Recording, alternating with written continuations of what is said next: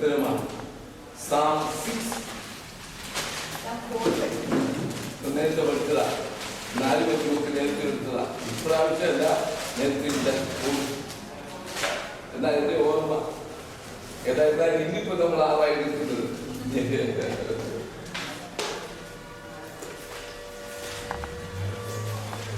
ഈ സങ്കീർത്തനം നമുക്കൊരു പേരിടാനാണെങ്കിൽ വിലാപ കീർത്തനം എന്ന് പറയുന്നത് എ സോങ് ഓഫ് ലാവൻറ്റ്, വിലാപ കീർത്തനമാണ്. പുരാതന കാലം മുതൽ 7 സങ്കീർത്തനങ്ങൾക്ക് ഒരു പേരുണ്ട് എന്ന് ഞാൻ പറഞ്ഞു. അനുതാപ സങ്കീർത്തനം എന്നല്ലേ, പെനിറ്റൻഷ്യൽ സാംസ്. ആ 7 സങ്കീർത്തനങ്ങളിൽ ഒന്നാണ് ഇത്, 6-ാം സങ്കീർത്തനം. പ്രത്യേകിച്ച് നോമ്പ് കാലത്ത് നമ്മുടെ മെഡിറ്റേഷനിലും പഠനത്തിലും ഒക്കെ വരേണ്ടതാണ് ഈ 7 അനുതാപത്തിന്റെ സങ്കീർത്തനങ്ങൾ. ഏതൊക്കെ എന്നൊന്ന് പലപ്പോഴും പറഞ്ഞിട്ടുണ്ടെങ്കിൽ ഒന്നും കൂടി ഒന്ന് അയവ് വെക്കാം. 6, 32, 51,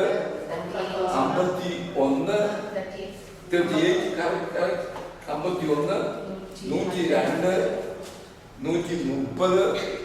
130, 143. I repeat, 32, 6, 32, 38, 51, 102, 130, 143. അതിൽ ഒന്നാമത്തെ അനുതാപ സങ്കീർത്തനമാണ് നമ്മളിപ്പോൾ ഇന്ന് പഠിക്കുന്നത്. ഇത് ആത്മശോധനയ്ക്ക് വളരെ സഹായകമായിരിക്കുന്ന ഒന്നാണ്.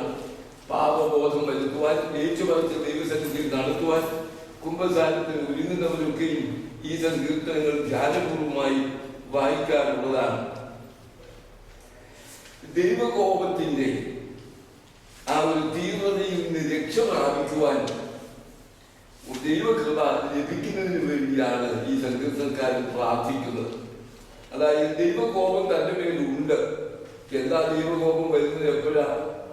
പാപം തെറ്റ് ചെയ്തപ്പോഴാണ്. അപ്പൊ ആ കുറ്റബോധം തനിക്കുണ്ട്. താൻ ഏതോ ഒക്കെ തെറ്റ് കുഴപ്പക്കാരനാണ്. അപ്പൊ ദൈവത്തിന്റെ കോപം തന്റെ മേൽ നിശ്ചയമാണ്. എന്തുകൊണ്ട്? ദൈവം നീതിമാനാണ്. പാപത്തെ ശിക്ഷിക്കാൻ നീക്കാൻ നോക്കുക. അപ്പൊ ദൈവത്തിന്റെ ക്രോധം തന്റെ മേൽ വരും. ആ ക്രോധം ഒന്ന് മാറ്റിത്തരണമേ എന്ന് അപേക്ഷിക്കുകയാണ് ഇവിടെ പ്രാർത്ഥനയിൽ കൂടി ചെയ്യുന്നത്. അപ്പൊ അതുകൊണ്ട് ഇതിനകത്ത് ആവർത്തിച്ച് നടത്തുന്ന ഒരു പ്രാർത്ഥനയുണ്ട്.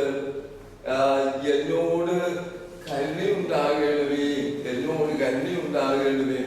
Lord have mercy on me, Lord have mercy on me.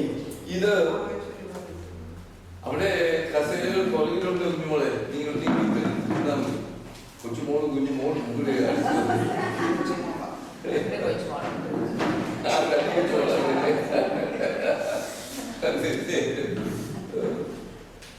അപ്പോഴ് ഇവിടെ ഈ ദൈവകോപത്തിന്റെ തീവ്രതയിൽ നിന്ന് രക്ഷ പ്രാപിക്കുവാൻ ദൈവത്തിന്റെ കരുണ യാചിക്കുന്നതാണ് ഈ സങ്കീർത്തനത്തിന്റെ ചുരുക്കം എന്ന് പറയുന്നത്.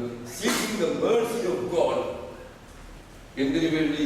ദൈവത്തിന്റെ കോപം മാറ്റിക്കിട്ടുവാനൊക്കെ വേണം. അപ്പൊ അതുകൊണ്ട് ഇതിനകത്ത് ആവർത്തിച്ച് കേൾക്കുന്ന ഒരു നോട്ട് എന്തെന്ന് ചോദിച്ചാൽ, Lord have mercy on me. കർത്താവേ എന്നോട് കരുണ തോന്നണമേ, കർത്താവേ എന്നോട് കരുണ തോന്നണമേ. ഇത് ഹൗസ് ഫുള്ളാണ്. അവിടുത്തെ ഒന്നും കേൾക്കാൻ പറഞ്ഞു.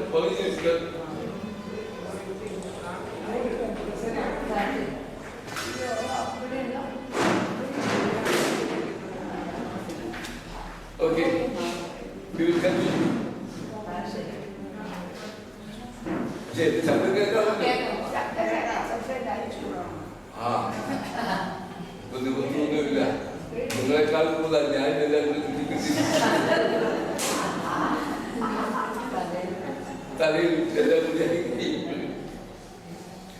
ഇതിന് അനുതാപത്തിന്റെ സങ്കീർത്തനം എന്ന് ഉണ്ടെന്ന് ഞാൻ പറഞ്ഞ 7 അനുതാപത്തിന്റെ സങ്കീർത്തനങ്ങൾ. ഇതിന് പേരുണ്ട് എങ്കിലും, അങ്ങനെയായി വിശേഷിപ്പിക്കുന്നതെങ്കിലും ഇതിൽ ഒരിടത്ത് പോലും പാപം എന്നുള്ള വാക്ക് വന്നിട്ടേ ഇല്ല. നിങ്ങൾ നോക്കിയാൽ അതുപോലെ തന്നെ അനുഭവിക്കുന്നു എന്നൊരു വാക്കും ഇതിനകത്ത് ഇല്ല. സങ്കീർത്തനം 6 നമ്മൾ പഠിക്കുന്നത്. അപ്പോൾ രണ്ടാമത്തെ സങ്കീർത്തനമാണെങ്കിൽ ഞാൻ നിന്നോട് പാപം ചെയ്തു, ഞാൻ ആ വാക്കേ ഇല്ല. പാപം എന്നുള്ള വാക്കോ അനുദമിക്കുന്നു എന്നുള്ള വാക്കോ പ്രസ്താവനയോ ഇതിനടുത്ത് ഇല്ല എന്നുള്ളതാണ്. എന്നാൽ തന്റെ അകൃത്യത്തിന്റെ ഫലമാണ് തനിക്കുണ്ടായിരിക്കുന്ന ഈ ദുസ്ഥിതി. ശാരീരികമായ വളരെ അസ്വാസ്ഥ്യമുണ്ട്, മാനസികമായി വളരെയധികം പീഡയുണ്ട്, തന്നെ എതിർക്കുന്നവരുടെ വിമർശനമുണ്ട്. ഇങ്ങനെ വളരെ അസ്വസ്ഥരായിരിക്കുന്ന ഒരാളാണ് ഈ സങ്കീർത്തനക്കാരൻ ഇത് എഴുതുന്ന സമയത്ത്. അപ്പൊ അതുകൊണ്ട് തന്റെ ഒരു പ്രാർത്ഥനയുണ്ട്, അതേ സമയത്ത് പ്രകടനവുമുണ്ട്. ഇത് രണ്ടും കൂടി ഒന്നിച്ച് ഇടകലർത്തിയാണ് ഇത് എഴുതിയിരിക്കുന്നത്. ദാവീദിന്റെ സങ്കീർത്തനം ഇതിന് മുകളിലുണ്ട്. പക്ഷേ ദാവീദ് എപ്പോൾ ഇത് പാടി എന്നുള്ളത്, ഏത് അവസരത്തിൽ ദാവീദ് ഇത് രചിച്ചു എന്നുള്ളത് ഒരു സൂചനയും ഇതിനകത്ത് ഇല്ല. എന്നാൽ പൊതുവെ ഊഹിക്കപ്പെടുന്നത് അബ്ശാലോം തനിക്കെതിരായിട്ട് സൈന്യ സന്നാഹത്തോടു കൂടി വന്ന സമയത്ത് ദാവീദ് അതായിരിക്കാം ഇതിന്റെ സാഹചര്യം. ശത്രുക്കൾ തനിക്കെതിരായി തന്നെ വിമർശിക്കുന്നവർ, തനിക്കുള്ള ഉപദ്രവം തനിക്ക് വളരെയധികം നേരിട്ടിരിക്കുന്നു എന്നൊക്കെ പറയുമ്പോൾ ഒരു പക്ഷേ സൂചിപ്പിക്കുന്നത് അബ്ശാലോം തനിക്കെതിരായി നീക്കം വരുത്തിക്കൊണ്ട് വലിയ സന്നാഹത്തോട് വന്ന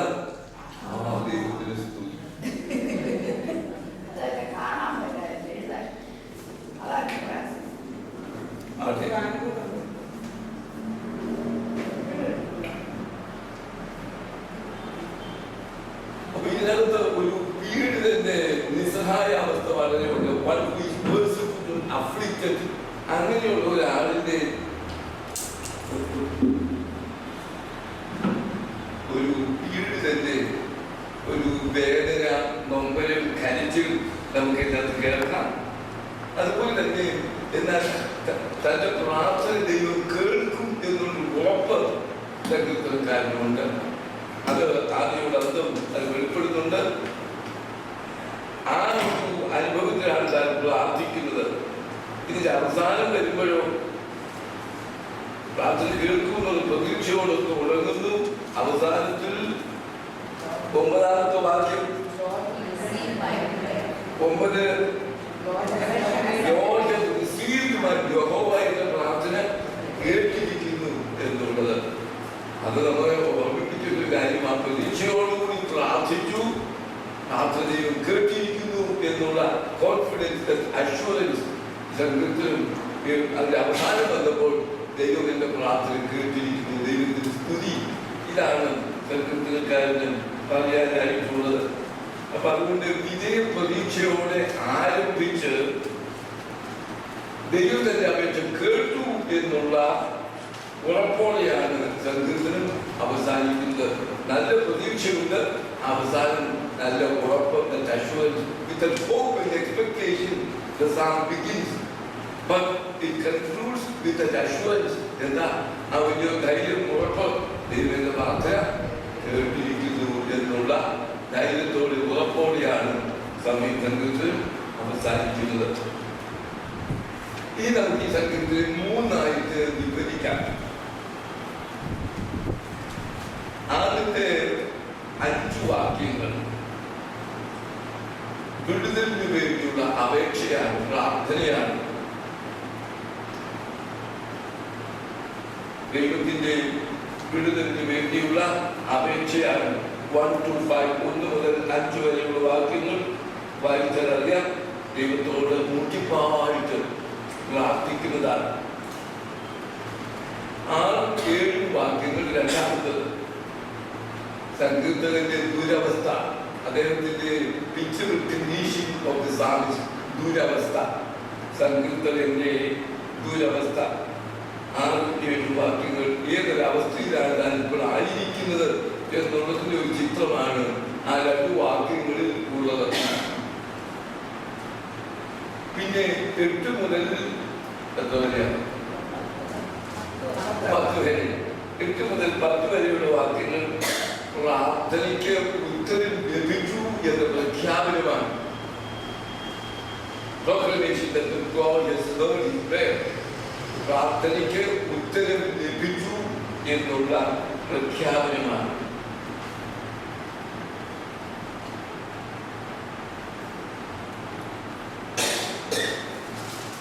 നമുക്ക് ഓരോന്നായിട്ട് എടുക്കാം. ആദ്യത്തെ 5 വാക്യങ്ങൾ നമുക്ക് ഒരുമിച്ചൊന്ന് വായിക്കാം. യഹോവേ, നിന്റെ കോപത്തിൽ എന്നെ ശിക്ഷിക്കരുതേ, നിന്റെ ക്രോധത്തിൽ എന്നെ ദണ്ഡിപ്പിക്കരുതേ. യഹോവേ, ഞാൻ തളർന്നിരിക്കുന്നു എന്നോട് കരുണയുണ്ടാകണമേ. യഹോവേ, എന്റെ അസ്ഥികൾ ജ്വലിച്ചിരിക്കുന്നു, എന്നെ സൗഖ്യമാക്കണമേ. എന്റെ പ്രാണനും അത്യന്തം ജ്വലിച്ചിരിക്കുന്നു, നീയോ യഹോവേ എത്രത്തോളം.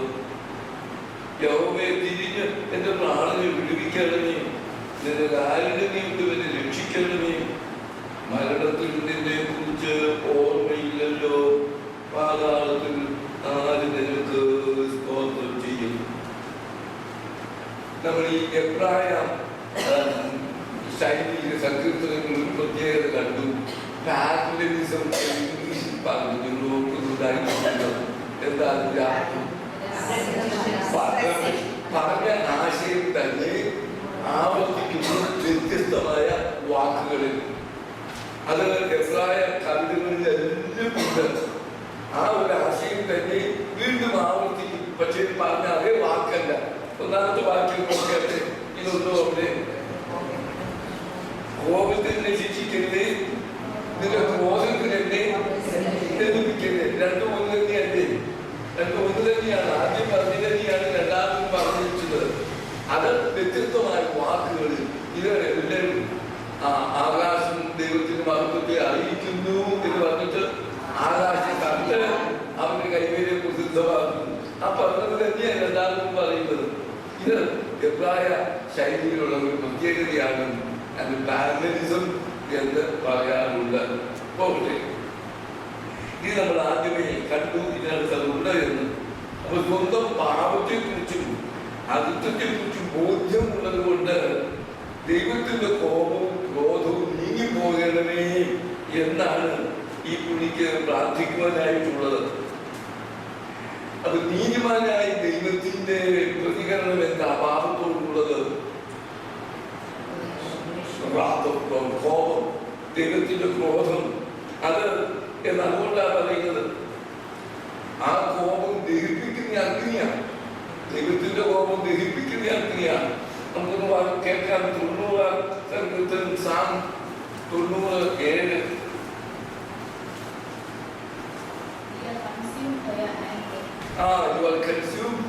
ദഹിച്ചു പോകുന്നു, നിന്റെ കോപത്താൽ ക്ഷയിച്ചു, നിന്റെ ക്രോധത്താൽ ധ്വനിച്ചു പോകുന്നു. ഇത് തന്നെയാണ് സാം 90 മറ്റൊരു വാക്യം കൂടെ. യെരമ്യ 10:24. യഹോവേ, ഞാൻ ഇല്ലാതെയായി പോകാതിരിക്കേണ്ടതിന് നീ എന്നെ കോപത്തോടെ അല്ല ന്യായത്തോടെ അത്ര ശിക്ഷിക്കണമേ. ദൈവത്തിന്റെ കോപം ആരുടെ മേലാണ് ഉണ്ടാകുന്നത്? പാപം ചെയ്തിട്ടുള്ളവരുടെ മേൽ. അതുകൊണ്ട് പാപബോധം ഉണ്ടാകുമ്പോൾ സ്വാഭാവികമായി പ്രാർത്ഥിച്ചു പോകുന്നത്, നിന്റെ കോപം ഞങ്ങളിൽ നിന്ന് നീക്കണമേ, നിന്റെ ക്രോധം ഞങ്ങളിൽ നിന്ന് മാറ്റണമേ എന്ന് പ്രാർത്ഥിക്കുന്നതിന്റെ അർത്ഥം ഞാൻ പാപിയാണ്, ആ പാപത്തിന് ഞാൻ അർഹനാണ്, ശിക്ഷയ്ക്ക് അർഹനാണ്, അതുകൊണ്ട് ആ ശിക്ഷ എന്നെ വരുത്തരുത് എന്ന് പ്രാർത്ഥിക്കുന്നതായിട്ടാണ്. ഇവിടെ നമുക്കറിയാം, ദൈവത്തിന്റെ ചില ശിക്ഷകളൊക്കെ ചിലപ്പോൾ നന്മയ്ക്കായിട്ട് കൂടിയാണ്. ഇല്ലേ, നമ്മളെ തിരുത്തുന്നതിന് ചിലപ്പോൾ കുഞ്ഞുങ്ങൾക്ക് ചില ശിക്ഷയൊക്കെ കൊടുക്കുന്നത് അവരെ വേദനിപ്പിക്കും. അന്നേരം അവർക്ക് ഇറിറ്റേഷനൊക്കെ ഉണ്ടാകും. പക്ഷെ നമ്മുടെ മനസ്സിലുള്ള ലക്ഷ്യം എന്താ? അവരെ തിരുത്തി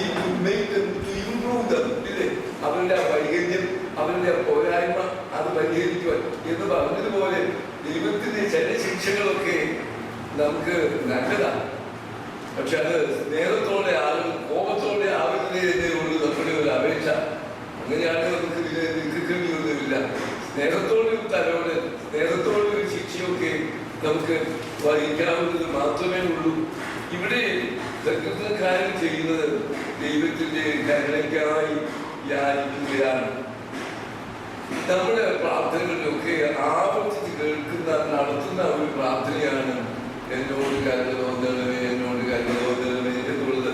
ഇതന്നെ പുതിയ രാജ്യം വരുമ്പോഴൊക്കെ ഇത് മുറ്റിപ്പായ ഓർത്തഡോക്സ് പ്രാർത്ഥനകളിൽ ആവർത്തിച്ച് കേൾക്കുന്ന ഒന്നാണ്. ജീസസ് പ്രേയർ പറയുന്നത് എന്താ?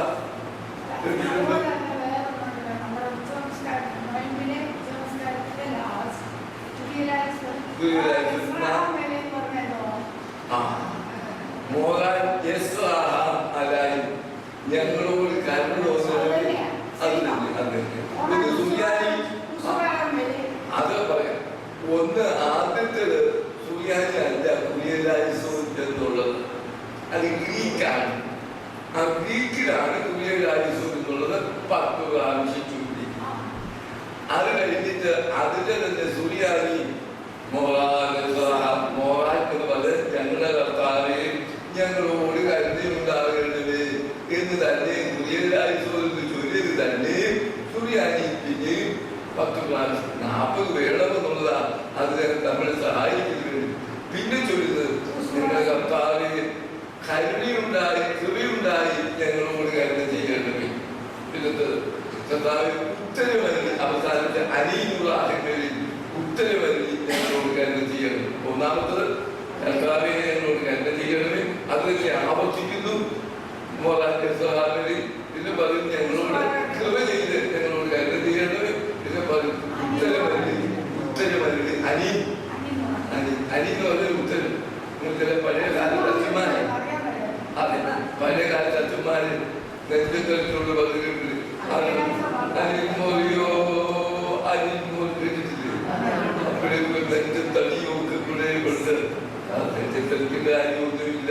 പക്ഷെ അനുതാപത്തിൻ്റെതായിട്ട് ചിലരുടെ അത് പങ്കാൾ കേൾക്കണം. നെഞ്ചത്തടി ഇങ്ങനെ കേട്ടിട്ടാണ് അനി മൊറിയോ എന്നുള്ള സുജാനിയുടെ ചുരുന്ന. മൊറിയോ എന്ന് പറഞ്ഞാൽ കർത്താവേ, അനിൻ എന്ന് പറഞ്ഞാൽ ഉത്തരവല്ലണമേ. കർത്താവേ എന്നോട് ഉത്തരവല്ലണമേ. ഇതാര് നടത്തിയ പ്രാർത്ഥന? 3 പ്രാവശ്യം ഈ പ്രാർത്ഥന നടത്തി. ഏഴിയാവ് നടത്തിയ പ്രാർത്ഥനയായ കർത്താവേ എന്നോട് ഉത്തരവല്ലണമേ. എവിടെ വെച്ച് എപ്പോൾ? ഏഴിയാവ് അത്ര ശരി. ബലി എല്ലാം സജ്ജമാക്കി വെച്ചിട്ട് അത് ആരുമായിട്ടാണ് വലിയ ചലഞ്ച്, വലിയ വെല്ലുവിളിയായിരുന്നു. ബാലിന്റെ പ്രവാചകന്മാരും എത്ര പേര്? 400. പിന്നെ അസ്തേർ പ്രവാചകന്മാരും 450 കൂറ്റന്മാരും രാജ്ഞിയുടെ എല്ലാവിധമായിട്ടും പ്രോത്സാഹനവും സപ്പോർട്ടും കൊണ്ട് വീരന്മാരും അവർ ഒരു വശത്ത് അവർ പ്രാർത്ഥിച്ചു. ഒന്നും ഉണ്ടായിരുന്നു. ഈച്ച പറ്റി ഇറച്ചിട്ട് അത് പറ്റൊന്നും പറ്റിയില്ല. അപ്പോഴേ ഏരിയാവിന്റെ കുത്തുവാക്കുന്നുണ്ട്. എന്തോ കൊടുക്കുന്നുണ്ടോ വാക്ക്? നിങ്ങളെ വിളിക്ക് പോയിക്കായി ഒന്ന് ഉറക്കം വിളിക്ക്. അത് കഴിഞ്ഞിട്ടാണ് ഏരിയാവിന്റെ ഊഴം വന്നത്. ഏരിയാവ് എല്ലാം സജ്ജമാക്കി വെച്ചു എന്ന് പറഞ്ഞു. എന്താ ചെയ്തത്? വെള്ളം പോയി ഒഴിക്കാൻ പറഞ്ഞു. തീ ഒഴിക്കലും കത്തിയല്ല, വെള്ളം ഒഴിച്ചാൽ അങ്ങനെ തീ കത്തു. പക്ഷെ അവിടെ നിന്നും അത്ഭുതം പ്രവർത്തിക്കുന്നതിന് അതിനെ വെളിപ്പെടുത്തുവാൻ വേണ്ടി ആ തോട്ടിലെ വെള്ളം എല്ലാം കോരി ഇതിന്റെ മുകളിൽ ഒഴിച്ചു. എന്നിട്ട് പ്രാർത്ഥിച്ചു. എന്താ? കർത്താവേ ഉത്തരവല്ലണമേ. അങ്ങനെ 3 പ്രാവശ്യം പ്രാർത്ഥിച്ചു. ആ ഏലിയാവിന്റെ പ്രാർത്ഥനയാണ് നമ്മൾ കുർബാനയിൽ ഉൾപ്പെടുത്തിയിരിക്കുന്നത് എന്ന് ഇനിയെങ്കിലും നമ്മൾ കുർബാനയിൽ കേൾക്കുമ്പോൾ ഓർക്കുക.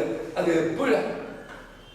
പരിശുദ്ധാത്മാവിന്റെ ഇറക്കത്തിന് വേണ്ടിയുള്ള പ്രാർത്ഥന നടത്തുന്നതിന് മുമ്പാണ് ഈ പ്രാർത്ഥന നടത്തുന്നത്.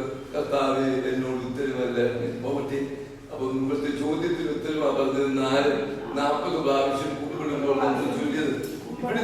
ഇവിടുത്തെ നമ്മുടെ ഏറ്റവും വലിയ പ്രാർത്ഥനയാണ് എന്നോട് കരുണ തോന്നണമേ. Lord have mercy on me എന്നുള്ളത് ഈ പ്രാർത്ഥനയിൽ വളരെ അധികം ആവർത്തിച്ചിരിക്കുന്നു. 4ാമത്തെ വാക്യത്തിൽ അത് തന്നെയാ പറയുന്നത്. എന്താ 4ാമത്തെ വാക്യത്തിൽ?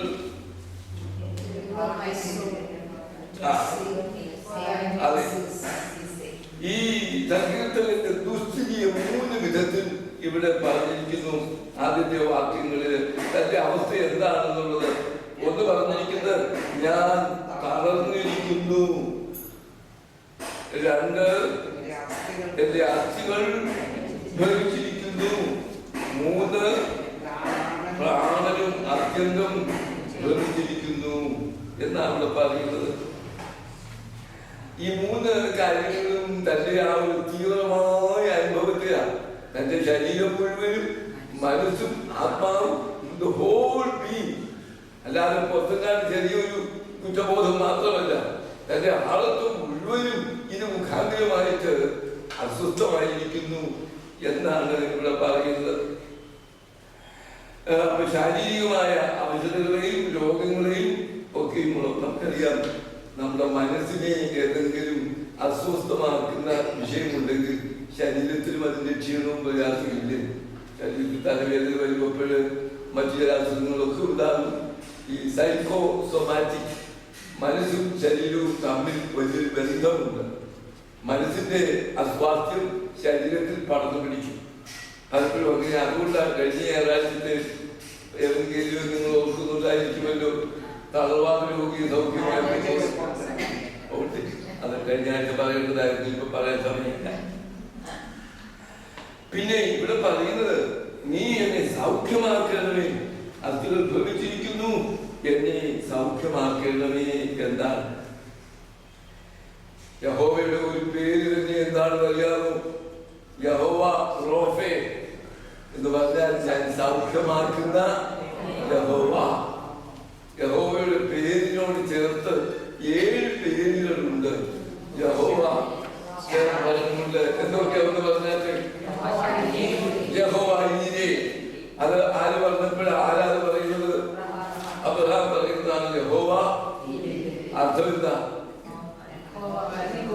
കരുതും. ദൈവം കരുതും എന്നുള്ളത്. പിന്നെ യഹോവ ശാലോം, അർത്ഥം അറിയാം, സമാധാനം. പാട്ടുണ്ടല്ലോ ഈ 7 പേരുകളെ ചേർത്ത് നിങ്ങൾക്ക് അറിയാവുന്ന ഭാഷ. യഹോവ നിസി എന്താ അർത്ഥം? ഫ്ലാഗ്. യഹോവന്റെ കൊടി, യഹോവ നിസി. പിന്നെ എത്ര പറഞ്ഞു? യഹോവ റഫേ ഇപ്പൊ പറഞ്ഞത്. യഹോവ ഷമ്മ എന്ന് പറയുന്നത് യഹോവ അവിടെ, അവരുടെ കൂടെ അവിടെ. പിന്നെ ഉണ്ട് യഹോവ റോയ്. എന്താ അർത്ഥം? റോയോ ഷെഫർഡ്. യഹോവ റോയ്, യഹോവ എന്റെ ഇടയനാകുന്നു.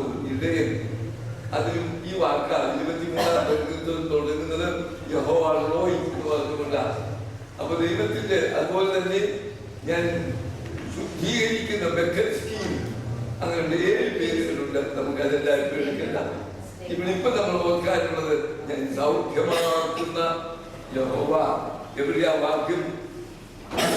എക്സോഡസ്, പുറപ്പാട് 15:26. ഞാൻ നിന്നെ സൗഖ്യമാക്കുന്ന യഹോവയാകുന്നു. എക്സോഡസ്, പുറപ്പാട് 15:26. യഹോവ റോഫി.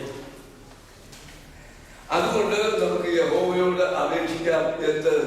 ഞങ്ങളെ സൗഖ്യമാക്കണമേ എന്ന്. എന്തുകൊണ്ട്? യഹോവ എന്ന് പറഞ്ഞിട്ടുണ്ട്. പിന്നത്തെ ഒരു ചോദ്യമുണ്ട്. ഈ 3ാമത്തെ വാക്യത്തിൽ വളരെ നീയോ യഹോവേ എത്രത്തോളം. ഇത് 3ാമത്തെ വാക്യത്തിൽ എന്താ? അതിന്റെ അർത്ഥം എന്താ? നീയോ യഹോവേ എത്രത്തോളം, അതേ പറയുന്നുള്ളൂ, മറ്റൊന്നും പറയുന്നില്ല. നീയോ യഹോവേ എത്രത്തോളം എന്നെല്ലാം അർത്ഥമല്ലെന്ന് വരുത്താം. യഹോവേ നീ എത്രത്തോളം വൈകും എന്നെ സഹായിക്കാൻ എന്ന് ചോദിക്കാം. നീ എത്രത്തോളം ഈ കോപം എന്റെ മേൽ നീ എത്രത്തോളം നീ ചൊരിയും അതൊന്ന് മാറ്റിത്തരാൻ. ഈ ഒരു വാക്ക് വേദപുസ്തകത്തിൽ ആവർത്തിച്ചിട്ടുള്ള ഒന്നാണ്. It something repeated in the Bible. അത് നോട്ട് ചെയ്യുക. യഹോവേ എത്രത്തോളം എന്നുള്ളത് സഹായത്തിനും സൗഖ്യത്തിനും എത്തുമെന്നറിയാം. പക്ഷേ അത് എത്രത്തോളം കാത്തിരിക്കണം എന്നുള്ള ഉത്കണ്ഠയാണ് ആങ്സൈറ്റി. സഹായത്തിനും സൗഖ്യത്തിനും ദൈവം എത്തുമെന്നറിയാം. ദൈവം സഹായിക്കാൻ വരും, ദൈവം സൗഖ്യമാക്കും എന്നറിയാം. പക്ഷേ അത് എത്രത്തോളം ഞാൻ കാത്തിരിക്കണം എന്നുള്ള ഉത്കണ്ഠയാണ് anxiety of how long I should wait for.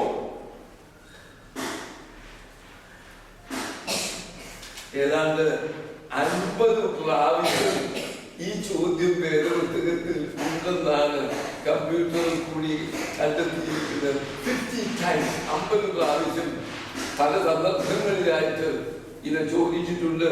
നീ എത്രത്തോളം എന്നുള്ളത്. ചിലപ്പോൾ ഈ ചോദ്യം മനുഷ്യരോട് ചോദിക്കുന്ന ഒരു ചോദ്യമായിട്ട് വരാം, ഇല്ലേ? അത് കർത്താവ് എപ്പോഴെങ്കിലും ചോദിച്ചിട്ടുണ്ടോ? ശിഷ്യന്മാരോട് പറഞ്ഞിട്ടുണ്ടോ? എത്രത്തോളം ഞാൻ പറഞ്ഞിട്ടുണ്ടോ? നോക്കാം, നോക്കിയാൽ മത്തായി 17 മാത്യു 17 17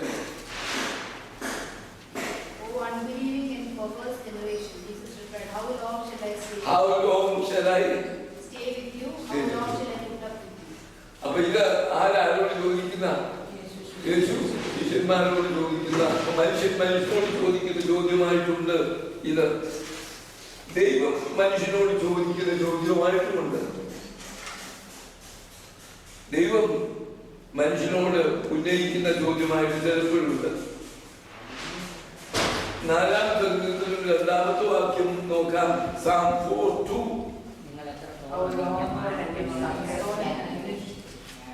എന്നാണ്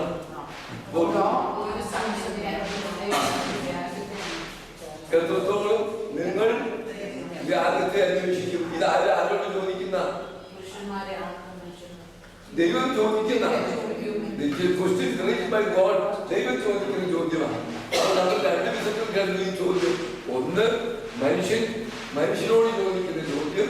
2, ദൈവം മനുഷ്യനോട് ചോദിക്കുന്ന ചോദ്യമാണ്. എന്തായിരുന്നാലും ആ ചോദ്യം വേറെ പുസ്തകത്തിൽ ആവർത്തിച്ച് കേൾക്കുന്ന ഒന്നാണ്.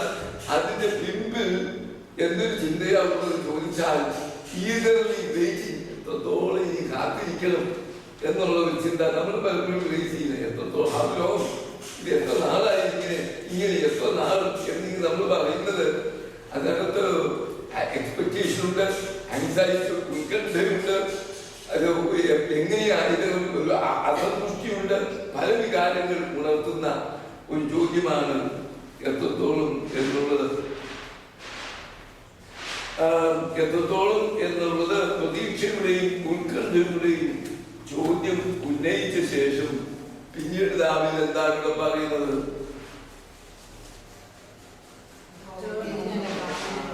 എന്റെ പ്രാണനെ വിടുവിക്കണമേ എന്ന് അപേക്ഷിക്കുക ചെയ്യുന്നത്. ദൈവത്തോട് കരുണയ്ക്കായിട്ട് അപേക്ഷിക്കാൻ നമുക്കത് മാത്രമേ ചെയ്യാനുള്ളൂ. ദൈവത്തോട് അപേക്ഷിക്കുക എന്ന് മാത്രം. അദ്ദേഹം പറയുന്നു, എന്റെ അസ്ഥികളും പ്രാണനും ഭ്രമിക്കത്തക്കവണ്ണം ഈ വേദന വളരെ വലുതാണ്.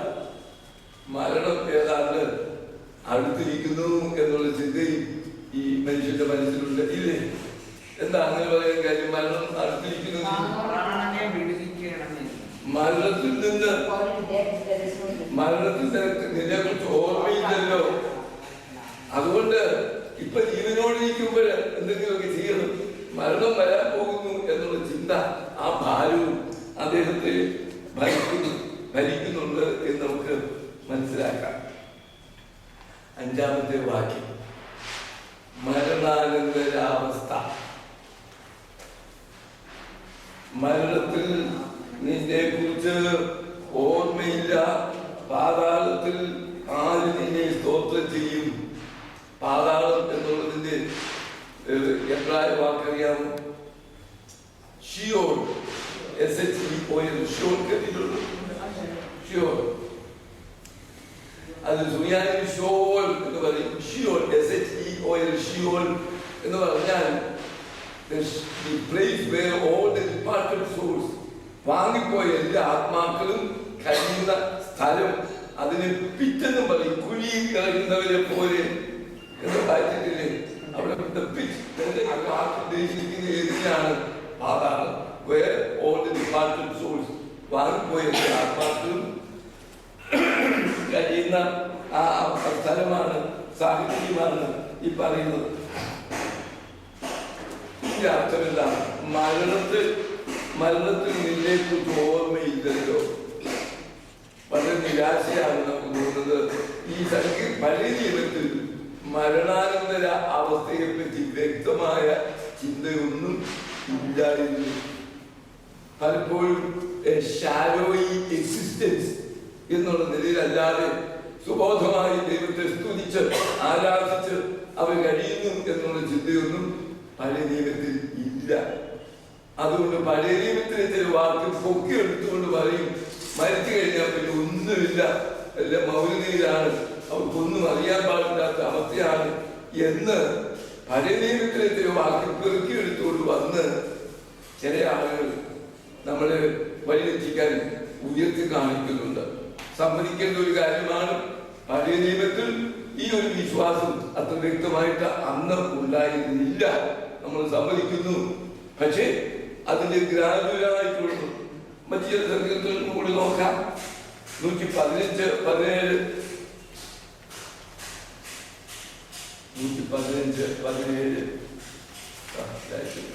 പിന്നെയും പോയി യഹോവയെ സ്തുതിക്കുന്നില്ല. അതിന് ഇപ്പൊ പറഞ്ഞ മരിച്ചു കഴിഞ്ഞാൽ പിന്നൊന്നും പൗരതയിലാണ് അവിടെ പറയുന്നത്. യെശയ്യാവ് 38, 18 സംഘത്തിൽ മാത്രമല്ല, ഐസയ്യാ 38, 38, 18. അതെ, ഇത് തന്നെ സെയിം ഐഡിയ. അതായത് മരിച്ചു കഴിഞ്ഞാൽ പിന്നീട് ഒന്നും അറിയാത്ത ഒരു അവസ്ഥയിലേക്കാണ് പോകുന്നത് എന്നുള്ളത്. കർത്താവിന്റെ കാലത്ത് പോലും മരണാനന്തരമായിട്ടുള്ള ജീവിതത്തെ പറ്റി യഹൂദന്മാരുടെയും വ്യത്യസ്തമായ വീക്ഷണമുണ്ടായിരുന്നു. മരണത്തോടുകൂടിയല്ല അവസാനിക്കുന്നു, പുനരുദ്ധാനമോ മറ്റൊന്നുമില്ല എന്ന് പഠിപ്പിക്കുന്ന ആളുകൾ ഉണ്ടായിരുന്നു. ആരാണ്? സാധുക്യർ മരണാനന്തരമൊന്നും കൊണ്ടത് അവർ വിശ്വസിച്ചില്ല. സാധുക്യരുടെ അപ്പൊ ഞാൻ പറഞ്ഞു വന്നത്, പഴയ നിയമത്തിൽ നമ്മൾ പറഞ്ഞു നോക്കിയാൽ മരണാനന്തര അവസ്ഥയെ പറ്റി വ്യക്തമായ ചിത്രമൊന്നും നമുക്ക് ഇല്ല. പുതിയ നിയമത്തിലേക്ക് നമുക്കൊന്ന് കടക്കാം. നല്ലത് പോലെ ഇന്ന് ശബ്ദം ഇങ്ങനെ എഴുതാൻ തുടങ്ങുകയായിരുന്നു.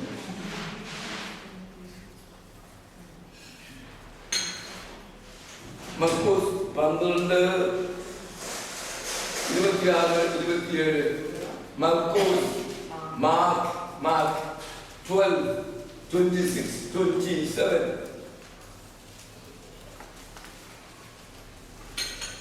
But concerning the dead when they rise, have you not read the book of Moses, the burning bush passage, how God spoke to him saying, I am the God of Abraham, the God of Isaac, and the God of Jacob.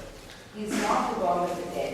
ഞാൻ മരിച്ചവരുടെ ദൈവമല്ല, ഞാൻ ജീവനുള്ള ദൈവമാണ് എന്ന് പറഞ്ഞിട്ട് പിന്നെ ആരുടെ ദൈവമാണ് പറഞ്ഞത്? അബ്രഹാമിന്റെയും ഇസ്ഹാക്കിന്റെയും യാക്കോബിന്റെയും ദൈവമാണ്. അവർ മരിച്ചവരല്ലേ?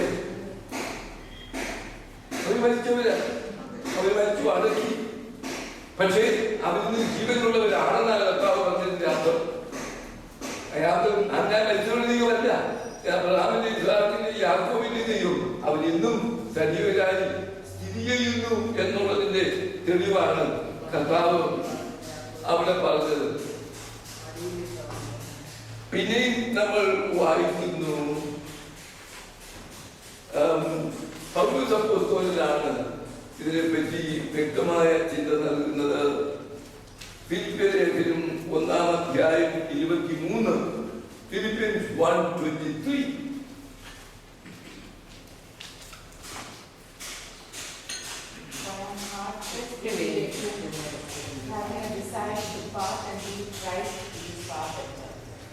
ഞാൻ വിട്ടുപിരിഞ്ഞ് എവിടെ പോകുന്നു എന്നാ പറയുന്നത്? ക്രിസ്തുവിനോടുകൂടി ഇരിക്കുന്ന എനിക്ക് വലിയ ഈ ശരീരത്തിൽ ഇരിക്കുന്നത് നല്ലതാ. എന്തുകൊണ്ട്? ക്രിസ്തുവിന് വേണ്ടി പ്രവർത്തിക്കാം. ശരീരം വിട്ടാലും നല്ലതാ. എന്തുകൊണ്ട്? ഒന്നുമില്ലാത്ത പോയി മൗനമായിട്ട് ഇരിക്കുകയല്ല. ഞാൻ ക്രിസ്തുവിനോട് കൂടെ ആയിരിക്കുന്ന വലിയ ഭാഗ്യമാണ് മരിച്ചു കഴിഞ്ഞാൽ. കർത്താവ് അനുഭവിച്ച ആ കുറ്റവാളിയോട് കടലിനോട് പറഞ്ഞ വാക്കെന്താണ്? നീ ഇന്ന് എന്നോട് കൂടെ വസിതായിരിക്കും എന്ന് പറയുമ്പോൾ കർത്താവിനോട് കൂടെയുള്ള വാസമാണ് മരണാനന്തരം എന്നുള്ളത്. എല്ലാവരും ഒരുപോലെ തന്നെയാണ്. നമുക്ക് പഴയ നിയമകാലത്തെ ചിന്ത ഉയർന്നിരുന്നില്ല. പുതിയ നിയമകാലത്ത് കർത്താവിന്റെ ഉപദേശത്തിൽ കൂടിയും അതുപോലെ തന്നെ പ്രവൃത്തിയിൽ കൂടിയും ഈ വിശ്വാസം വെളിപ്പെട്ടു. മരിച്ചു കഴിഞ്ഞാൽ മൗനതയിലല്ല, അവർ സജീവരായി ദൈവത്തോടു കൂടെ കർത്താവിനോട് കൂടെയുള്ള അനുഭവത്തിൽ ഇരിക്കുന്നു എന്നുള്ള ബോധ്യം നമുക്ക് വേണം. അതുകൊണ്ട് ഈ വാക്യം മാത്രം എടുത്തുകൊണ്ട് നമുക്ക്, പക്ഷെ സങ്കീർത്തനക്കാരൻ ഇവിടെ പറയുന്നത് എന്താണ് നിങ്ങൾ ചിന്തിക്കുന്നത്? എന്താ പറയുന്നത്? എനിക്ക് മരിച്ചു കഴിഞ്ഞാൽ പിന്നെ അവൻ നിന്നെ സ്തുതിക്കാനോ ഒന്നും നിന്നെ പറ്റി ഓർക്കാനോ ഒന്നും പറ്റില്ല. അതുകൊണ്ട് ഇവിടെയുള്ള ഈ സമയത്ത് നിന്നെ പറ്റി ഓർക്കുവാനുള്ള കൃപ തരണമേ. അതാ അതിന് പ്രധാനപ്പെട്ട കാര്യം. അതാ അത് നമ്മൾ ഓർക്കേണ്ടതാ. അത് കഴിഞ്ഞിട്ട് ഞാനെല്ലാം ചെയ്തോളാം എന്ന് പറഞ്ഞിരിക്കാതെ ഇവിടുത്തെ ഈ ജീവിതത്തിൽ തന്നെ ചെയ്യുന്നതിന്റെ തുടർച്ചയാ. പിന്നീട് ഒരിക്കലും പള്ളിയിലും പോകില്ല, ഒന്നും ഇക്കാര്യങ്ങളൊന്നുമില്ല. മറ്റു കഴിയുമ്പോഴേക്ക് ദേശത്തുള്ള കുഞ്ഞും കുരിശും എടുക്കുന്നു. ഭർത്താന്മാരും വഴിക്കാരായും കൂലിക്കാരായും എല്ലാം കൂടെ നടത്തി കൊണ്ട് അടുത്തു വല പ്രയോഗിക്കുന്നു. ഇവിടെ ഈ ലോകത്തിന്റെ ജീവിതത്തിന്റെ തുടർച്ച മാത്രമേ ഉള്ളൂ ഇവിടെ. അതല്ലാതെ അവിടെ തൊട്ട് തുടങ്ങുന്നതല്ല. അതുകൊണ്ട് ഈ ജീവിതത്തിന്റെ ഒരു എംഫസിസ് വളരെ ഉണ്ട്. സങ്കീർത്തനക്കാരൻ അതാ പറയുന്നത്, മരിച്ചു കഴിഞ്ഞാൽ ജീവിതത്തിൽ നിന്നുമായിട്ട് ഇവിടെ എനിക്ക് നിന്നെ സ്തുതിക്കുന്നതിനുള്ള ആ അവസരമാണല്ലോ ഇത് കഴിഞ്ഞാൽ സംഭവിക്കുന്നത് എന്നാണ് സൂചിപ്പിക്കുന്നത്. ഏതായിരുന്നാലും നമുക്ക് ആ ഭാഗം അങ്ങ് വിടാം. 5-ാമത്തെ വാക്യം വരെ നമ്മൾ എടുത്തത് സങ്കീർത്തനക്കാരന്റെ അപേക്ഷയാണ്. ഈ ദുസ്ഥിതിയിൽ നിന്ന്, ശരീരത്തിന്റെയും മനസ്സിന്റെയും ആത്മാവിന്റെയും ഈ വലിയ വേദനയിൽ നിന്ന്, ഈ വലിയ വിഷമകരമായ അനുഭവത്തിൽ നിന്ന് വിടുവിക്കണമേ, കർത്താവേ കരുണ തോന്നണമേ എന്ന് പ്രാർത്ഥിച്ചു. അത് കഴിഞ്ഞിട്ട് ഇനിയും 2-ാമത്തെ ഭാഗത്തേക്ക് നമ്മൾ കടക്കുന്നു. 6-7 വാക്യങ്ങൾ. എന്താ വിഷയം അവിടെ?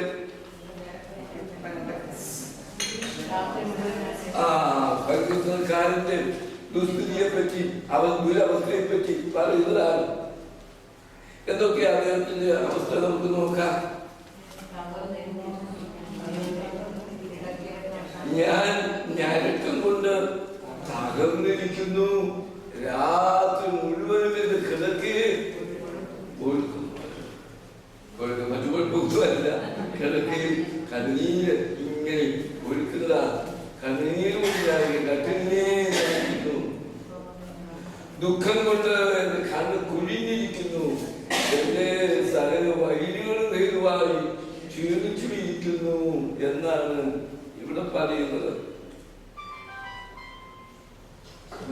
എപ്പോഴും നമുക്ക് ആളുടെ സാഹചര്യം അത് നല്ലതാണ്. നമുക്ക് അദ്ദേഹത്തിന്റെ ശാരീരികവും പ്രത്യേകിച്ച് മാനസികവുമായ സ്ഥിതിയാണ് നമ്മൾ പറയുന്നത്. തന്റെ മനസ്സിനെ ബാധിക്കുന്നു, അതുപോലെ മനസ്സിൽ സംഭവിക്കുന്നു. അതുകൊണ്ട് താൻ പശ്ചാത്തലിക്കാൻ രാത്രി മുഴുവൻ കട്ടിലിനെ കണ്ണീര് കൊണ്ട് കുതിർക്കുന്നു എന്ന് പറയുമ്പോൾ എന്താ അർത്ഥം? അത്രമാത്രം ആഴമായ പശ്ചാത്താപമാണ്. നമുക്ക് 2 തുള്ളി കണ്ണീർ വരിക എന്ന് പറയുന്നത് വളരെ പ്രയാസമാണ്. പക്ഷെ ശരിയായ അനുതാപത്തിന്റെ ഒരു ചിന്ത, ഞാൻ എന്റെ ദൈവത്തെ ഇത്രയധികം വേദനിപ്പിക്കുകയും ആ ദൈവത്തെ ദുഃഖിപ്പിക്കുകയും ചെയ്യുമല്ലോ എന്നുള്ള ഉൾത്താപം ആത്മാർത്ഥമായി ആഴമായി നമ്മുടെ മനസ്സിൽ വരുമ്പോൾ അറിയാതെ വികാരം മുറ്റും നിന്ന് കണ്ണുനീർ ചിലപ്പോൾ എല്ലായ്പ്പോഴും വരില്ല. ഉണ്ടാകുന്നത് യഥാർത്ഥമായ പശ്ചാത്താപത്തിന്റെ ഒരു അനുഭവമായിട്ടാണ് ഇവിടെ പറയുന്നത്. പിന്നെ അതിന്റെ കൂടെ മറ്റൊന്നും കൂടിയുണ്ട്. അതെന്താ തന്നെ വേദനിപ്പിക്കുന്ന ഒരവസ്ഥ? 7ാമത്തെ വാക്യത്തിൽ ഉണ്ടല്ലോ, എന്റെ സകല വൈദ്യങ്ങളും ഹേതുവായി ക്ഷീണിച്ചിരിക്കുന്നു. തനിക്ക് തന്നെ കുറ്റബോധമുണ്ട്. തന്നെ അകറ്റുന്ന ആ പാപത്തെ പറ്റി അതിന്റെ ശാരീരികമായ വേദനയും അസ്വാസ്ഥ്യമുണ്ട്. അതിന്റെ കൂടെ തന്റെ ശത്രുക്കൾ അവൾ കണ്ട് സന്തോഷിക്കുകയാണ് ചെയ്യുന്നത്. തന്റെ നാശത്തെ ആഗ്രഹിക്കുന്നവരാണ് അവര്. കണ്ടോ, അവൻ അങ്ങനെ തന്നെ വരണം, അവന്റെ കുഴപ്പം കൊണ്ട് അതിലെല്ലാം വന്നിരിക്കുന്നത് എന്ന് പറഞ്ഞുകൊണ്ട് എന്റെ ശത്രുക്കൾ അവര് എന്നെ പറ്റി സന്തോഷിക്കുന്നു. പക്ഷെ ലോകാവസ്ഥയുടെ കാരണം ഇവരുടെ പാപം കൊണ്ടാണെന്ന് അവർ പറഞ്ഞ് വിമർശിക്കുകയും ആക്ഷേപിക്കുകയും ഒക്കെ ചെയ്യുന്നത് കൊണ്ടായിരിക്കും. അതുകൊണ്ട് അവർ പറഞ്ഞു കാണും, ഇതോടുകൂടി തീർന്നു. നമ്മൾ ചെറിയ പേര് പറയത്തില്ലേ, പോക്ക ഈ പുള്ളിക്ക് തന്നെയാ വരുന്നത്, അവരെ ലഭിക്കുന്നത്. ഇതാ ദേഷ്യം വരുമ്പോൾ, അരിശം വരുമ്പോൾ മറ്റുള്ളവരോട് നമ്മൾ വൈരാഗ്യത്തിന്റെ ഭാവത്തിൽ ചിലപ്പോഴൊക്കെ പറഞ്ഞു പോവാം. ഇത് തന്നെയാണ് സംഗീതത്തിലൂടെ പറയുന്നത്. ലോകാവസ്ഥയുടെ അവന്റെ പാപം കൊണ്ട് അവന് സംഭവിക്കും എന്നാണ് സൂചിപ്പിക്കുന്നത്. ഇതും കൂടിയാണ് തന്റെ പാപ കുറ്റബോധം. അതിന്റെ കൂടെ വൈദികരുടെ ഈ വിമർശനവും ആക്ഷേപവും പരിഹാസവും തന്നെ ആകെ താഴ്ത്തിയിരിക്കുന്നു എന്നാണ് ഇവിടെ നമുക്ക് ഓർക്കുവാനായിട്ടുള്ളത്. ഇനി നമ്മൾ അവസാനത്തെ ഭാഗത്തേക്ക് വരുന്നു. 8 മുതൽ 10 വരെയുള്ള ഭാഗത്ത്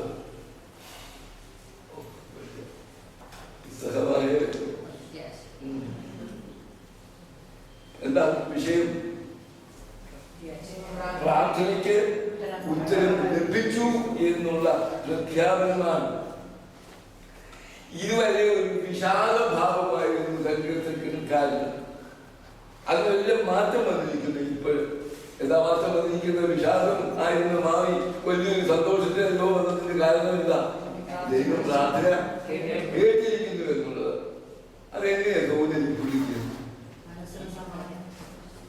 ചിലപ്പോൾ നമുക്ക് തന്നെ തോന്നാറില്ല, ശരിയായിട്ടൊന്ന് പ്രാർത്ഥിച്ചു കഴിയുമ്പോഴും നമ്മുടെ ദൈവം പ്രാർത്ഥന കേട്ടിരിക്കുന്നു. അതിന് ആരെങ്കിലും ഉത്തരവൊന്നും പറയണ്ട. ഞാൻ നിന്റെ പ്രാർത്ഥന കേട്ടിരിക്കുന്നു മുകളിൽ നിന്നും അശരീരിയൊന്നും പറയേണ്ട കാര്യമില്ല. നമ്മുടെ മനസ്സിൽ തന്നെ നമുക്ക് ഒരു അഷ്വറൻസ്, നമുക്കൊരു ഉറപ്പ്, നമുക്കൊരു ധൈര്യം നമുക്കത് കിട്ടും. ശരിയായി ഉള്ളും ഉരുകി നമ്മൾ പ്രാർത്ഥനയിലേക്ക് തോന്നുന്ന പരിശുദ്ധാത്മാവ് നമുക്ക് നൽകുന്ന ഒരു ചിന്തയാണ്. ആത്മാവാണ് നമ്മൾ ബോധ്യപ്പെടുത്തുന്നത്. Yes, your prayer is answered. നിന്റെ പ്രാർത്ഥനയും കേട്ടിരിക്കുന്നു, ദൈവം നൽകും. ഈ ഒരു അഷ്വറൻസ് സങ്കീർത്തനക്കാരൻ ഇവിടെ അനുഭവിക്കുന്നു എന്നുള്ളതാണ്. ആരാ നമ്മുടെ പ്രാർത്ഥനയ്ക്ക് തുറ നിൽക്കുന്ന ആള്? പരിശുദ്ധാത്മാവ്. എവിടെയാണ് പറയുന്നത്? റോമർ 8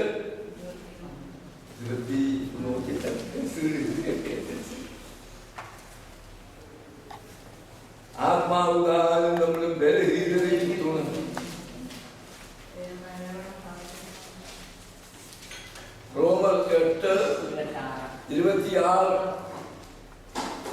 എന്താ വായിച്ചാൽ വെച്ചോള്? അതുകൊണ്ട് തന്നെ ആത്മാവ് നമ്മുടെ ബലഹീനതയ്ക്ക് തുണ നിൽക്കുന്നു. വേണ്ടുപോലെ പ്രാർത്ഥിക്കേണ്ടത് എന്തെന്ന് നാം അറിയുന്നില്ലല്ലോ. ആത്മാവ് തന്നെ ഉച്ചരിച്ചുകൂടാത്ത ജനങ്ങളാൽ നമുക്ക് വേണ്ടി പക്ഷപാതം ചെയ്യുന്നു. ഇവിടെ നമുക്ക് പ്രത്യേകിച്ച് ഓർക്കുവാനുള്ളത്, നമ്മുടെ പ്രാർത്ഥനാ ജീവിതത്തിൽ നമ്മെ സഹായിക്കുന്ന, ആ പ്രാർത്ഥനയ്ക്ക് ശക്തി നൽകുന്ന, പ്രാർത്ഥനയ്ക്ക് ഉത്തരം ലഭിച്ചു എന്ന് ഉറപ്പ് നൽകുന്നത് ഒക്കെയും ദൈവത്തിന്റെ പരിശുദ്ധാത്മാവിന്റെ വലിയ പ്രവർത്തനമാണ്. അതാണ് ഇവിടെ പറയുന്നത്. അതുകൊണ്ട് ഇപ്പൊ പറയുന്നു, ഈ ഒരു വലിയൊരു ധൈര്യം എനിക്ക് കിട്ടി, ദൈവം എന്റെ പ്രാർത്ഥനയ്ക്ക് ഉത്തരം തന്നു എന്ന് പറഞ്ഞപ്പോഴാണ്, അതിനുശേഷമാണ് അദ്ദേഹം പറയുന്നത് 10ാമത്തെ വാക്യത്തിൽ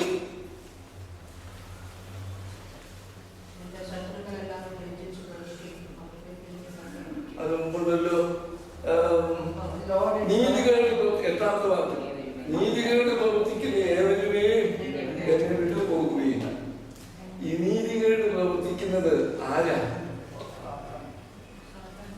സാധാരണാണെന്നാണ് ഒരു പ്രവൃത്തി പറയുന്നത്. പിശാച് പൈശാചികമായ ശക്തികളെ കുറിച്ച് പറയാൻ, നിങ്ങൾ എന്നെ വിട്ടു പോകുകയും നിങ്ങൾക്ക് എന്റെ അടുക്കൽ യാതൊന്നും ചെയ്യാനായിട്ടില്ല, നിങ്ങൾ ഓരോ തരത്തിലുള്ള കുതന്ത്രങ്ങളൊക്കെയും എന്റെ നേരെ കൊണ്ടുവരികയും എൻ്റെ മനസ്സിൽ നിങ്ങൾ വയ്ക്കുകയൊക്കെ ചെയ്യും. ലഭിച്ചു പോകുകയും കാരണം ദൈവം എന്റെ പ്രാർത്ഥന നിങ്ങളൊന്നും എൻ്റെ അടുക്കൽ ചെയ്യാൻ പറ്റില്ല. നിങ്ങൾക്ക് ആർക്കും എൻ്റെ അടുക്കൽ ഒന്നും പറ്റില്ല. ഇത് ദൈവമക്കൾക്കുള്ള വലിയൊരു ധൈര്യമാണ്. ആരെങ്കിലും എന്തെങ്കിലും നമുക്ക് എതിരായിട്ട് പറയുന്നത് ചിലപ്പോൾ ആരാധന ചെയ്തതുകൊണ്ടാണ് സംഭവിച്ചത്, മന്ത്രമോ ഒന്നും പ്രയോഗിച്ചാൽ ഒന്നും നമുക്ക് അത് നമ്മുടെ ബാധിക്കില്ല. എപ്പോഴാ ചെയ്യാൻ പ്രാർത്ഥിക്കുന്ന അനുഭവം ദൈവം എന്നെ കേട്ടിരിക്കുന്നു എന്നുള്ള ബോധ്യത്തിലാണ് അനീതി പ്രവർത്തിക്കുന്നവരുകയും എന്നെ വിട്ടുപോകുകയും എന്ന് ഇവിടെ പറയുന്നത്. ഈ പ്രാർത്ഥന കേട്ടിരിക്കുന്നു എന്നുള്ള സത്യം അദ്ദേഹം ആവർത്തിച്ചു പറയുന്നത് എങ്ങനെയാണ് നോക്കിയാൽ അപേക്ഷ കേട്ടി പ്രാർത്ഥന കേട്ടിരിക്കുന്നു പിന്നെ എന്റെ കരച്ചിന്റെ ശബ്ദം കേട്ടിരിക്കുന്നു. 3 വിധത്തിൽ ഈ പ്രാർത്ഥനയുടെ ദൈവം കേട്ടിരിക്കുന്നു എന്നുള്ളത് അദ്ദേഹം പറയുന്നത് നമുക്ക് ഓർക്കാവുന്ന കാര്യമാണ്.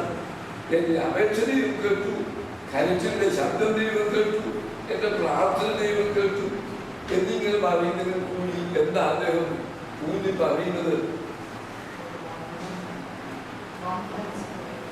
ദൈവം പ്രാർത്ഥന കേൾക്കുന്നത് ആവർത്തിച്ച് നമ്മൾ പ്രാർത്ഥിക്കുമല്ല, ആവർത്തിച്ച് റിപ്പീറ്റഡ്ലി പ്രേ ഫോർ ഒരു വിഷയത്തെ കുറിച്ച് ആവർത്തിച്ച് നമ്മൾ പ്രാർത്ഥിക്കുമ്പോൾ ദൈവം അതിന് ഉത്തരം നൽകുന്നതാണ്.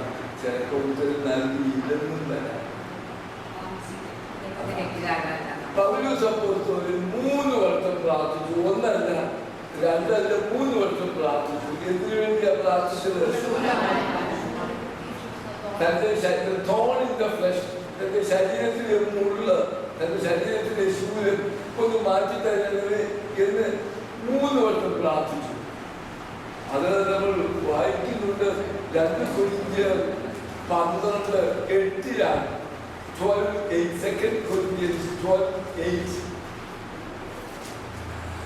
പൗലോസ് 3 പ്രാവശ്യമാണ് പ്രാർത്ഥിച്ചത്, റിപ്പീറ്റഡ്ലി. പക്ഷേ പ്രാർത്ഥന കേട്ടില്ല. പക്ഷേ വേറൊരു കാര്യം കൊടുക്കുക, എന്റെ കൃപ നിനക്ക് മതി. അതിൽ ആ കൃപയുടെ ഞാൻ നൽകുന്ന ഒരു ശക്തി ഉണ്ടാക്കി. എന്റെ കൃപ കൊണ്ട് എനിക്ക് ലഭിക്കുന്ന ശക്തി നിന്റെ ബലഹീനതയെല്ലാം അതിജീവിക്കുവാൻ, അതിനൊക്കെ തരണം ചെയ്യുവാൻ കഴിയാത്തതുമാണ് ഞാൻ നിനക്ക് നൽകുന്ന ശക്തി. ആ കൃപയാ, അത് മതി. നമുക്കും അതിനെ മതി. അത് ഇന്നോട്ടെ, ലോകത്തിലേക്ക് ഇരുന്നാലും കുഴപ്പമൊന്നുമില്ല. മറ്റെന്തെങ്കിലും പ്രയാസങ്ങൾക്കൂടെ അറിയുന്നോട്ടെ. പക്ഷെ അതിനെ അതിജീവിക്കുവാനുള്ള കൃപയും ശക്തിയും ദൈവം തന്നാൽ നമുക്കൊക്കെ അതുകൊണ്ട് തൃപ്തിപ്പെടാം. അതുകൊണ്ട് പ്രാർത്ഥന എപ്പോഴും അതേപടി ദൈവം തരുന്നു എന്ന് നമ്മൾ വിചാരിക്കേണ്ട, തരുമെന്ന് നമ്മൾ പ്രതീക്ഷിക്കേണ്ട. നമുക്ക് നന്മയായിട്ടുള്ളത് എന്ത്, നമുക്ക് പ്രയോജനമായിട്ടുള്ളത് എന്ത്, അവിടുത്തേക്ക് അറിയാവുന്നത്. എൻ്റെ കാര്യത്തെക്കുറിച്ച് എന്നെക്കാൾ കൂടുതൽ അവിടുത്തേക്ക് അറിയാം. അതിൻ്റെ മൈന്യൂട്ടസ്റ്റ് ആയിട്ടുള്ള കാര്യം പോലും അവിടുത്തേക്ക് അറിയാം. അതുകൊണ്ട് എനിക്ക് നന്മയായിട്ടുള്ളത് അത് എപ്പോഴാണ് തരേണ്ടത്, അത് എങ്ങനെയാണ് തരേണ്ടത് എന്നൊക്കെ he knows what is best for me and that will be granted at the right time. പറഞ്ഞിട്ടുണ്ടല്ലോ, God is never too late nor too early. ദൈവം ഒരിക്കലും വൈകിപ്പോകില്ല. നമ്മളാ പലപ്പോഴും വൈകിപ്പോകുന്നത്, പള്ളിപ്പോകുന്നത് പ്രത്യേകിച്ചു.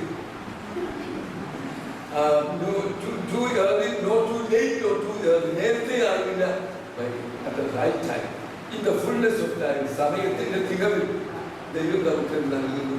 ഇതാണ് ഇവിടെ നമ്മെ ഓർമ്മിപ്പിക്കുന്നതായ കാര്യം. അപ്പോൾ അനുതാപത്തിൽ കൂടി കണ്ണുനീരോടെ ദൈവമുമ്പാകെ പ്രാർത്ഥന നടത്തി ഉത്തരം ലഭിച്ച ഒരു ദൈവവൈദ്യനാണ് ഈ സങ്കീർത്തനക്കാരൻ. അതാണ് നമ്മളെ ഓർമ്മിപ്പിക്കുന്നത്. The message of this psalm, കണ്ണുനീരോടും അനുതാപത്തോടും കൂടി ദൈവസന്നിധിയിൽ മുട്ടിപ്പായി പ്രാർത്ഥിച്ചു. തനിക്കതിന് ദൈവം ഉത്തരമരുളി എന്ന് ഇവിടെ പറയും. അതുകൊണ്ട് സങ്കീർത്തനം അവസാനിക്കുന്നത് തന്റെ ശത്രുക്കൾക്ക് സംഭവിക്കുന്ന ശിക്ഷാവിധിയെ പറ്റി പറഞ്ഞുകൊണ്ടാണ്.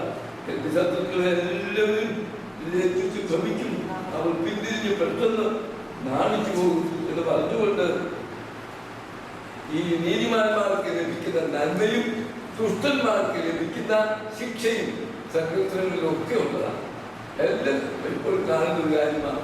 ഈ ദൈവത്തിന്റെ നീതിമാന്മാർക്ക് നന്മയും നന്മയും ദൈവത്തിന്റെ സംരക്ഷണയും, ദുഷ്ടന്മാരായ ആളുകൾക്ക് ദൈവത്തിന്റെ ശിക്ഷയും ദൈവത്തിന്റെ പ്രതികാരവും ഒക്കെ ലഭിക്കും എന്ന് ഉള്ളത് പല സങ്കീർത്തനത്തിനുള്ളത് ഇവിടെയും അത് കാണിച്ചുകൊണ്ടാണ് അവസാനിക്കുന്നത്. ഇനി നമ്മൾ ഈ സങ്കീർത്തനം നമുക്ക് നൽകുന്ന സന്ദേശം എന്താണെന്ന് അക്കമിട്ട് നമുക്ക് പറയാം. ഒന്ന്, ദൈവത്തിൽ നിന്ന് വരുന്ന ശാസനകളും ശിക്ഷകളും, ചിലപ്പോഴൊക്കെ ഉള്ള ചില ശിക്ഷകളൊക്കെ ഡിസിപ്ലിൻ ആക്ഷൻ, ശാസനകളും ശിക്ഷകളും നമ്മെ അനുതാപനത്തിലേക്ക് തിരിക്കുവാൻ പര്യാപ്തമാകണം. They should lead us into repentance and penitence. ദൈവത്തിൽ നിന്ന് നമുക്കുണ്ടാകുന്ന ശാസനകളും ശിക്ഷകളും നമ്മെ അനുതാപത്തിലേക്ക് തിരിക്കുവാൻ പ്രേരകമാകണം, പര്യാപ്തമാകണം. ഇതാണ് ഈ സങ്കീർത്തനം നൽകുന്ന ഫസ്റ്റ് മെസ്സേജ്. ഇല്ലേ, നിങ്ങൾ സമ്മതിക്കുന്നു എന്നോട് ആ അഭിപ്രായത്തോട്? അത് ആദ്യം പറഞ്ഞല്ല, ദൈവത്തിന്റെ ക്രോധവും ദൈവത്തിന്റെ ശിക്ഷയും ദൈവത്തിന് അതെല്ലാം ഉണ്ട്. പക്ഷേ കണ്ണീരിനോട് കണ്ണീരിനെ നനയ്ക്കുവാൻ, രാത്രി മുഴുവൻ കണ്ണീർ ഒഴുക്കുവാൻ അതിന് സഹായിക്കുന്നു നമുക്കും. അതാണ് പ്രേരകമായിരിക്കുന്നത്. അപ്പൊ ഒന്ന്, ദൈവത്തിൽ നിന്ന് വരുന്ന ശിക്ഷയും ശാസനകളും നമ്മെ അനുതാപത്തിലേക്ക് തിരിക്കുവാൻ പ്രേരകമാകണം, പര്യാപ്തമാകണം എന്നുള്ളത്. രണ്ട്, ശാരീരിക രോഗങ്ങൾ പലപ്പോഴും നിങ്ങൾ പൂരിപ്പിച്ചാൽ ശാരീരിക രോഗങ്ങൾ പലപ്പോഴും മാനസികവും ആത്മീയവുമായ കാരണങ്ങളാൽ ഉണ്ടാകാം. ശാരീരികമായ പല രോഗങ്ങളും ഉണ്ടാകുന്നത് മാനസികമായ നമ്മുടെ പ്രഷറൊക്കെ കൂടുന്നു, ഷൂട്ടപ്പ് ചെയ്യുന്നു, എന്താ കാര്യം, കുറച്ച് ടെൻഷനൊക്കെ ഉള്ളിൽ. അതുപോലെ തന്നെ മിക്കറി തലവേദന മാറാത്തത്, ഉള്ളിൽ ചില തിരിപ്പുണ്ട്, ചില പാപത്തിന്റെ. അതുകൊണ്ട് ഈ ഒരു കാര്യം, ശാരീരിക രോഗങ്ങൾ പലപ്പോഴും, എല്ലാവരും പറഞ്ഞില്ല, പലപ്പോഴും മാനസികവും ആത്മീയവുമായ കാരണങ്ങളാൽ ഉണ്ടാകാം. എന്നാൽ എല്ലാത്തിൽ നിന്നും സൗഖ്യം നൽകുന്നത് ദൈവമാണ്. യഹോവ റോഫേ, ഞാൻ സൗഖ്യമാക്കുന്ന യഹോവ. അതാണ് ഈ സങ്കീർത്തനം പറയുന്നത്. അതിനെല്ലാം ദൈവം നമ്മെ സൗഖ്യമാക്കും. Physical ailment or mental ailment, whatever it is, എന്തായിരുന്നാലും ദൈവം നമുക്ക് സൗഖ്യം നൽകും എന്നുള്ളത് വലിയ ഒരു ആശ്വാസത്തിലാണ്. പക്ഷെ മൂന്ന്, സൗഖ്യം പ്രാപിക്കുവാൻ എന്താ ചെയ്യുന്നത്? വിശ്വാസത്തോടും പ്രതീക്ഷയോടും ദൈവമുമ്പാകെ നിലവിളിച്ചു പ്രാർത്ഥിക്കും. പറയുന്നത് നിലവിളിച്ചു പ്രാർത്ഥിച്ചു, എന്റെ കരച്ചിലിന്റെ ശബ്ദം.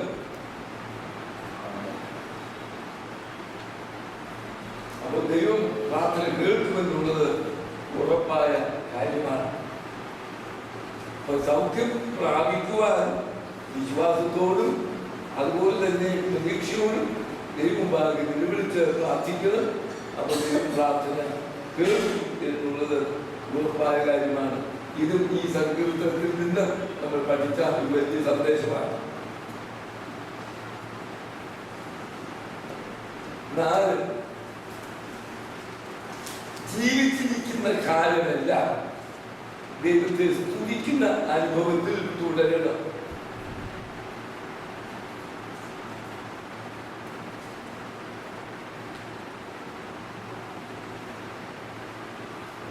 സങ്കീർത്തനക്കാരൻ പറയുന്ന കാര്യമാണ്.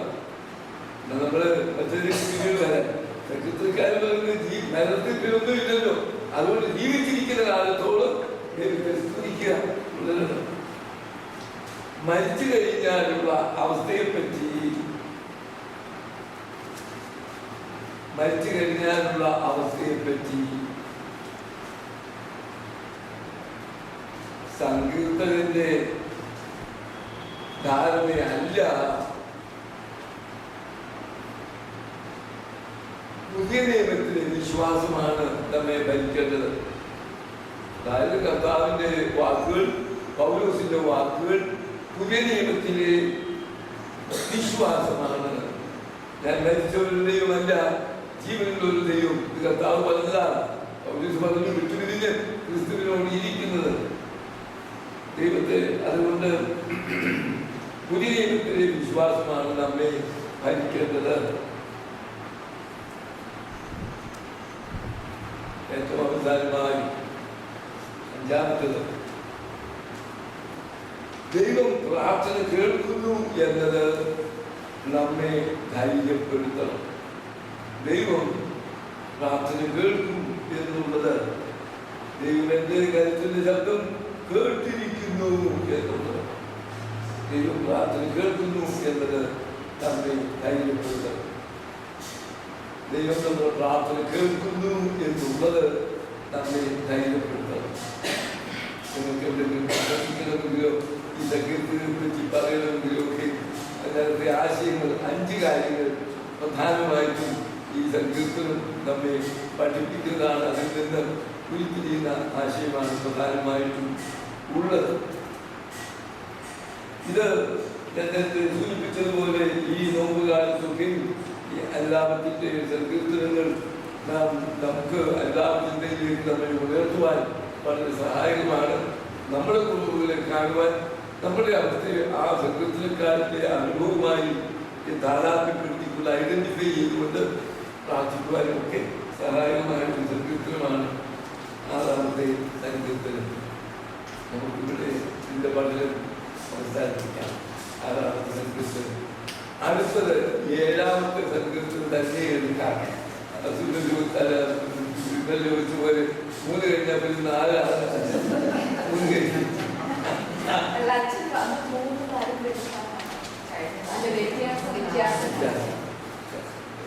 അതെ, നമുക്കതുകൊണ്ട് ഈ 7ാമത്തെ കാര്യം ഇനി നമ്മൾ പഠിക്കും. നിങ്ങളൊന്ന് വായിച്ചു പോകുന്നാട്ടെ.